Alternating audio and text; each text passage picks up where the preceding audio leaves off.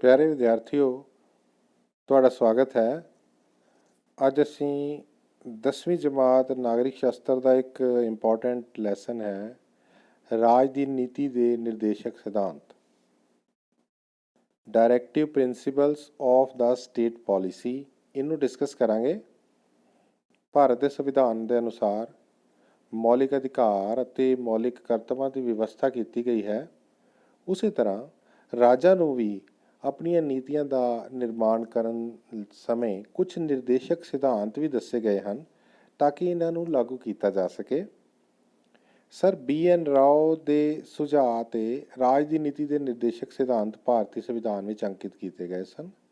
ਇਹ ਸਿਧਾਂਤ ਆਇਰਲੈਂਡ ਦੇ ਸੰਵਿਧਾਨ ਤੋਂ ਲਏ ਗਏ ਸਨ। ਰਾਜ ਦੀ ਨੀਤੀ ਦੇ ਨਿਰਦੇਸ਼ਕ ਸਿਧਾਂਤ ਸੰਵਿਧਾਨ ਦੇ ਚੌਥੇ ਅਧਿਆਇ ਵਿੱਚ ਦਰਜ ਨੇ। ਇਹਨਾਂ ਸਿਧਾਂਤਾਂ ਦੁਆਰਾ ਸੰਵਿਧਾਨ ਨਿਰਮਾਤਾਵਾਂ ਨੇ ਭਵਿੱਖ ਵਿੱਚ ਆਉਣ ਵਾਲੀਆਂ ਕੇਂਦਰੀ ਅਤੇ ਰਾਜ ਸਰਕਾਰਾਂ ਨੂੰ ਕੁਝ ਵਡਮੁੱਲੇ ਨਿਰਦੇਸ਼ ਦਿੱਤੇ ਹਨ।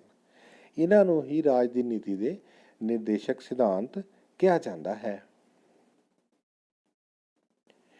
ਇਹਨਾਂ ਦੀ ਵੰਡ ਕੀਤੀ ਗਈ ਹੈ। ਸਭ ਤੋਂ ਪਹਿਲਾਂ ਉਹਨਾਂ ਦੀਆਂ ਮੂਲ ਭਾਵਨਾ ਦੇ ਆਧਾਰ ਤੇ ਸਮਾਜਵਾਦੀ ਸਿਧਾਂਤਾਂ ਦਾ ਵਰਣਨ ਕੀਤਾ ਗਿਆ ਹੈ। ਪਹਿਲਾ, ਕਿ ਰਾਜ ਨੂੰ ਆਦੇਸ਼ ਦਿੱਤਾ ਗਿਆ ਹੈ ਕਿ ਅਜਿਹੇ ਸਮਾਜ ਦੀ ਸਥਾਪਨਾ ਕੀਤੀ ਜਾਵੇ ਜਿਸ ਦਾ ਉਦੇਸ਼ ਜਨਤਕ ਭਲਾਈ ਹੋਵੇ ਅਤੇ ਕੌਮੀ ਜੀਵਨ ਦੇ ਹਰੇਕ ਖੇਤਰ ਵਿੱਚ ਸਮਾਜਿਕ, ਆਰਥਿਕ ਅਤੇ ਰਾਜਨੀਤਿਕ ਨਿਆਂ ਮਿਲੇ। ਦੂਸਰਾ, ਸਮਾਜ ਵਿੱਚ ਹਰੇਕ ਵਿਅਕਤੀ, ਹਰੇਕ ਨਾਗਰਿਕ ਨੂੰ ਆਪਣੀ ਰੋਜ਼ੀ ਕਮਾਉਣ ਦਾ ਅਧਿਕਾਰ ਪ੍ਰਾਪਤ ਹੋਵੇ। ਤੀਸਰਾ, ਦੇਸ਼ ਦੇ ਭੌਤਿਕ ਸਾਧਨਾਂ ਦੀ ਵੰਡ ਇਸ ਤਰੀਕੇ ਨਾਲ ਕੀਤੀ ਜਾ ਸਕੇ ਕਿ ਵੱਧ ਤੋਂ ਵੱਧ ਜਨ ਕਲਿਆਣ ਕੀਤਾ ਜਾ ਸਕੇ। ਆਰਥਿਕ ਢਾਂਚਾ ਇਸ ਤਰ੍ਹਾਂ ਦਾ ਹੋਵੇ ਕਿ ਧਨ ਅਤੇ ਉਪਜ ਦੇ ਸਾਧਨ ਥੋੜ੍ਹੇ ਜਿਹੇ ਵਿਅਕਤੀਆਂ ਦੇ ਹੱਥਾਂ ਵਿੱਚ ਕੇਂਦਰਿਤ ਹੀ ਨਾ ਰਹਿ ਜਾਣ। ਇਸਤਰੀਆਂ ਅਤੇ ਪੁਰਸ਼ਾਂ ਨੂੰ ਇੱਕੋ ਜਿਹੇ ਕੰਮ ਲਈ ਇੱਕੋ ਜਿਹੀ ਤਨਖਾਹ, ਵੇਤਨ, ਮਜ਼ਦੂਰੀ ਮਿਲਣੀ ਚਾਹੀਦੀ ਹੈ। ਬਿਮਾਰੀ, ਬੇਕਾਰੀ, ਬੁਢਾਪਾ ਅਤੇ ਅੰਗ ਹੋਣ ਦੀ ਅਵਸਥਾ ਦੇ ਵਿੱਚ ਇਹ ਰਾਜ ਦੀ ਜ਼ਿੰਮੇਵਾਰੀ ਬਣ ਜਾਂਦੀ ਹੈ ਕਿ ਉਹ ਨਾਗਰਿਕਾਂ ਦੀ ਸਹਾਇਤਾ ਕਰੇ, ਉਹਨਾਂ ਨੂੰ ਪੈਨਸ਼ਨ ਦੇਵੇ, ਉਹਨਾਂ ਦਾ ਇਲਾਜ ਮੁਫਤ ਕਰਵਾਇਆ ਜਾ ਸਕੇ।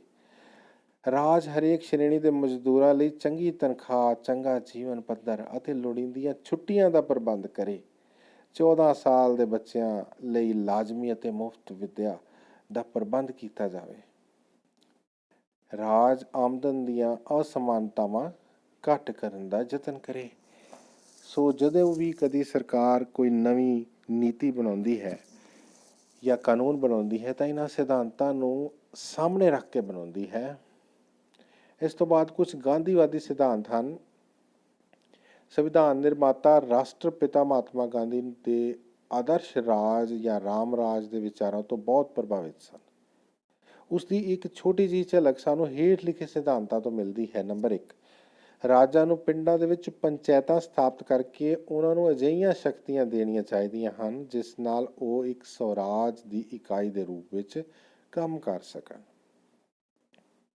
ਮਹਾਤਮਾ ਗਾਂਧੀ ਚਾਹੁੰਦੇ ਸਨ ਕਿ ਪੰਚਾਇਤਾਂ ਖੁਦ ਮੁਖਤਿਆਰ ਹੋਣ, ਉਹਨਾਂ ਕੋਲ ਆਪਣੇ ਮਸਲੇ ਹੱਲ ਕਰਨ ਅਤੇ ਆਪਣੀਆਂ ਸਮੱਸਿਆ ਦਾ ਨਿਪਟਾਰਾ ਕਰਨ ਲਈ ਧਨ ਹੋਣਾ ਚਾਹੀਦਾ ਹੈ ਅਤੇ ਸ਼ਕਤੀਆਂ ਹੋਣੀਆਂ ਚਾਹੀਦੀਆਂ। ਰਾਜ ਪਿੰਡਾਂ ਵਿੱਚ ਨਿੱਜੀ ਸਹਿਕਾਰੀ ਘਰੇਲੂ ਉਦਯੋਗਾਂ ਨੂੰ ਉਤਸ਼ਾਹ ਦੇਵੇ। ਰਾਜ ਕਮਜ਼ੋਰ ਵਰਗਾਂ ਨੂੰ, ਵਿਸ਼ੇਸ਼ ਕਰਕੇ ਅਨੁਸੂਚਿਤ ਜਾਤੀਆਂ, ਪਛੜੀਆਂ ਸ਼੍ਰੇਣੀਆਂ ਅਤੇ ਕਬੀਲਿਆਂ ਨੂੰ ਵਿਦਿਅਕ ਸਹੂਲਤਾਂ ਪ੍ਰਦਾਨ ਕਰੇ। ਅਨੁਸੂਚਿਤ ਜਾਤੀਆਂ, ਪਛੜੀਆਂ ਸ਼੍ਰੇਣੀਆਂ ਅਤੇ ਕਬੀਲਿਆਂ ਨੂੰ ਸਮਾਜਿਕ ਅਨਿਆਂ ਅਤੇ ਹਰ ਪ੍ਰਕਾਰ ਦੀ ਲੁੱਟ ਖਸੁੱਟ ਤੋਂ ਬਚਾਵੇ। ਰਾਜ ਸ਼ਰਾਬ ਅਤੇ ਹੋਰ ਨਸ਼ੀਲੀਆਂ ਵਸਤਾਂ ਉੱਤੇ, ਜੋ ਕਿ ਸਿਹਤ ਲਈ ਹਾਨੀਕਾਰਕ ਹਨ, ਪਾਬੰਦੀ ਲਗਾਵੇ। ਤੇ ਤੁਹਾਨੂੰ ਪਤਾ ਹੈ ਕਿ ਭਾਰਤ ਵਿੱਚ ਗੁਜਰਾਤ ਅਤੇ ਬਿਹਾਰ ਦੇ ਵਿੱਚ ਸ਼ਰਾਬਬੰਦੀ ਪੂਰਨ ਤੌਰ 'ਤੇ ਲਾਗੂ ਕੀਤੀ ਜਾ ਚੁੱਕੀ ਹੈ। ਰਾਜ ਲੋਕਾਂ ਦੇ ਜੀਵਨ ਪੱਧਰ ਨੂੰ ਉੱਚਾ ਚੁੱਕਣ ਅਤੇ ਸਿਹਤ ਸੁਧਾਰਨ ਨੂੰ ਆਪਣਾ ਲਾਜ਼ਮੀ ਕਰਤੱਵ ਸਮਝਣ। ਤੀਸਰਾ ਹੈ ਉਦਾਰਵਾਦੀ ਅਤੇ ਆਮ ਸਿਧਾਂਤ। ਰਾਜ ਨੂੰ ਇਹ ਨਿਰਦੇਸ਼ ਦਿੱਤਾ ਗਿਆ ਹੈ ਕਿ ਸਮੁੱਚੇ ਭਾਰਤ ਵਿੱਚ ਇੱਕ ਸਮਾਨ ਅਸੈਨਿਕ ਵਿਹਾਰ ਨਿਯਮ ਯਾਨੀ ਕਿ ਯੂਨੀਫਾਰਮ ਸਿਵਲ ਕੋਡ ਲਾਗੂ ਕਰਨ ਦਾ ਯਤਨ ਕਰੇ। ਰਾਜ ਨਿਆਂਪਾਲਿਕਾ ਅਤੇ ਕਾਰਜਪਾਲਿਕਾ ਨੂੰ ਵੱਖ ਕਰਨ ਦੀ ਯੋਗ ਕਾਰਵਾਈ ਕਰੇ। ਰਾਜ ਆਧੁਨਿਕ ਵਿਗਿਆਨਿਕ ਆਧਾਰ 'ਤੇ ਖੇਤੀਬਾੜੀ ਦਾ ਪ੍ਰਬੰਧ ਕਰੇ। ਰਾਜ ਪਸ਼ੂ ਪਾਲਣ ਵਿੱਚ ਸੁਧਾਰ ਅਤੇ ਪਸ਼ੂਆਂ ਦੀ ਨਸਲ ਸੁਧਾਰਨ ਦਾ ਯਤਨ ਕਰੇ। ਰਾਜ ਗਊਆਂ, ਵੱਛਿਆਂ ਅਤੇ ਦੁੱਧ ਦੇਣ ਵਾਲੇ ਪਸ਼ੂਆਂ ਦੀ ਨਸਲ ਸੁਧਾਰਨ ਦਾ ਯਤਨ ਕਰੇ।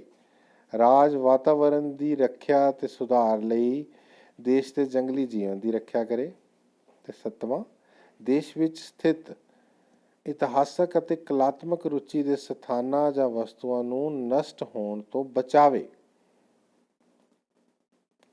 ਹੁਣ ਅਸੀਂ ਇੱਕ ਹੋਰ ਪੁਆਇੰਟ ਡਿਸਕਸ ਕਰਾਂਗੇ ਕਿ ਮੌਲਿਕ ਅਧਿਕਾਰਾਂ ਅਤੇ ਰਾਜ ਦੀ ਨੀਤੀ ਦੇ ਨਿਰਦੇਸ਼ਕ ਸਿਧਾਂਤਾਂ ਵਿੱਚ ਅੰਤਰ ਕੀ ਹੈ। ਸੰਵਿਧਾਨ ਦੇ ਤੀਜੇ ਅਤੇ ਚੌਥੇ ਅਧਿਆਵਾਂ ਵਿੱਚ ਨਾਗਰਿਕ ਦੇ ਮਹੱਤਵਪੂਰਨ ਅਧਿਕਾਰ ਅਤੇ ਕਰਤੱਵ ਅੰਕਿਤ ਕੀਤੇ ਗਏ ਹਨ। ਇਹਨਾਂ ਦੋਨਾਂ ਵਿੱਚ ਕੁਝ ਮੂਲ ਅੰਤਰ ਹਨ। ਪਹਿਲਾ, ਮੌਲਿਕ ਅਧਿਕਾਰ ਜਿਹੜੇ ਨੇ ਇਹ ਨਿਆਂਯੋਗ ਹੁੰਦੇ ਹਨ, ਜਦਕਿ ਨਿਰਦੇਸ਼ਕ ਸਿਧਾਂਤ ਨਿਆਂਯੋਗ ਨਹੀਂ ਹੁੰਦੇ, ਉਹਨਾਂ ਦੇ ਪਿੱਛੇ ਕਾਨੂੰਨੀ ਸ਼ਕਤੀ ਨਹੀਂ ਹੁੰਦੀ। ਜਦੋਂ ਨਿਰਦੇਸ਼ਕ ਸਿਧਾਂਤ ਕੋਈ ਕਾਨੂੰਨ ਬਣ ਜਾਂਦਾ ਹੈ ਤਾਂ ਉਸ ਪਿੱਛੇ ਉਦੋਂ ਨਿਆਂ ਦੀ ਸ਼ਕਤੀ ਆ ਜਾਂਦੀ ਹੈ। ਮੌਲਿਕ ਅਧਿਕਾਰ ਨਿਖੇਧਾਤਮਕ ਹਨ, ਜਦਕਿ ਨਿਰਦੇਸ਼ਕ ਸਿਧਾਂਤ ਨਿਸ਼ਚਾਤਮਕ ਸਰੂਪ ਦੇ ਹਨ। ਮੌਲਿਕ ਅਧਿਕਾਰ ਦਾ ਮੰਤਵ ਭਾਰਤ ਵਿੱਚ ਰਾਜਨੀਤਿਕ ਲੋਕਤੰਤਰ ਸਥਾਪਿਤ ਕਰਨਾ ਹੈ, ਜਦਕਿ ਨਿਰਦੇਸ਼ਕ ਸਿਧਾਂਤਾਂ ਦਾ ਮੰਤਵ ਆਰਥਿਕ ਅਤੇ ਸਮਾਜਿਕ ਲੋਕਤੰਤਰ ਦੀ ਸਥਾਪਨਾ ਕਰਨਾ ਹੈ। ਇਹ ਕੁਝ ਅਭਿਆਸ ਦੇ ਪ੍ਰਸ਼ਨ ਨੇ ਬੱਚਿਓ, ਇਹਨਾਂ ਦਾ ਸਕਰੀਨਸ਼ਾਟ ਲੈ ਕੇ ਤੇ ਅਸੀਂ ਜੋ ਪਿਛਲੇ 3 ਵੀਡੀਓਜ਼ ਦੇ ਵਿੱਚ ਭਾਰਤੀ ਸੰਵਿਧਾਨ ਦੀਆਂ ਵਿਸ਼ੇਸ਼ਤਾਵਾਂ ਦਾ ਇਸ ਟੌਪਿਕ ਦਾ ਅਧਿਐਨ ਕੀਤਾ ਹੈ ਤੇ ਇਹਨਾਂ ਪ੍ਰਸ਼ਨਾਂ ਦੇ ਉੱਤਰ ਤੁਸੀਂ ਲੱਭ ਕੇ ਆਪਣੀਆਂ ਨੋਟਬੁੱਕਸ ਦੇ ਵਿੱਚ ਲਿਖ ਲੈਣੀਆਂ ਨੇ। ਤੇ ਕਰੋਨਾ ਵਾਇਰਸ ਤੋਂ ਬਚਣ ਲਈ ਜਿਸ ਤਰ੍ਹਾਂ ਕਿ ਹਦਾਇਤਾਂ ਟੀਵੀ ਤੇ ਅਖਬਾਰਾਂ ਦੇ ਵਿੱਚ ਆ ਰਹੀਆਂ ਨੇ, ਉਹਨਾਂ ਦਾ ਪਾਲਣ ਕਰਦੇ ਰਹੋ, ਸੁਰੱਖਿਅਤ ਰਹੋ। ਬਹੁਤ ਬਹੁਤ ਧੰਨਵਾਦ। Thank you.